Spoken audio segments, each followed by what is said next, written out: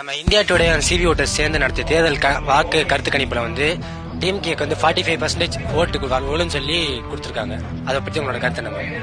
இது கருத்து கணிப்பு வச்சுதான் நம்ம இந்த முடிவை கொண்டு பார்க்கணும் அப்படிங்கறது கிடையாது.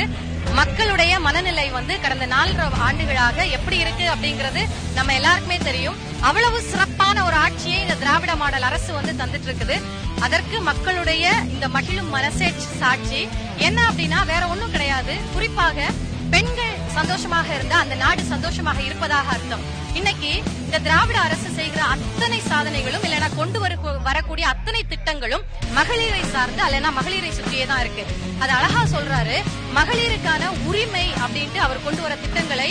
இன்னொன்னு என்ன சொல்றாரு அப்படின்னா, இது மகளிர் பெறக்கூடிய நன்மைகள் எதுக்கு உதவுது அப்படின்னா மகளிரை பங்குதாரர் அப்படிங்கிறாரு. இந்த மாதிரி எல்லாம் ஒரு முதலமைச்சர் வேற எந்த மாநிலத்திலையும் இப்ப மட்டும் கிடையாது, எத்தனை ஆண்டுகள் கழித்தும் மக்கள் சந்திப்பதற்கான வாய்ப்பே கிடையாது.